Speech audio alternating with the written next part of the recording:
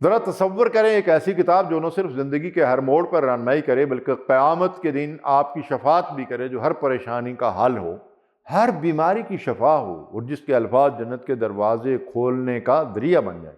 یہی قرآن کریم وہ الہامی کتاب ہے جو اللہ تعالیٰ نے انسانیت کی رہنمائی کے لیے نازل فرمائی۔ یہ قرآن وہ معجزہ ہے جو نہ کبھی پرانا ہوتا ہے نہ اپنی تاثیر کھوتا ہے۔ اللہ تعالیٰ فرماتے ہیں ان ھذا القرآن یہدی للتی ہی اقوم، بے شک یہ قرآن اس راستے کی طرف رہنمائی کرتا ہے جو سب سے سیدھا راستہ ہے۔ یہ وہ کلام ہے جس کا پڑھنا، عبادت، سننا باعث رحمت اور اس پر عمل کرنا کامیابی کی ضمانت ہے۔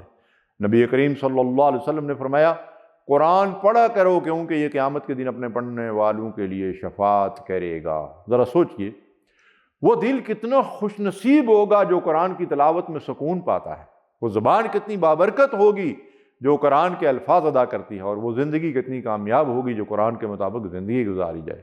یہ وہ کتاب ہے جسے پڑھنے والے کا درجہ بلند ہوتا ہے، جسے حفظ کرنے والا اللہ کے خاص بندوں میں شامل ہو جاتا ہے، اور جس پر عمل کرنے والا دنیا اور آخرت کی کامیابی حاصل کر لیتا ہے۔ قرآن پاک نہ صرف گناہوں کا کفارہ بناتا ہے بلکہ دلوں کی زنگ آلودگی کو بھی صاف کرتا ہے۔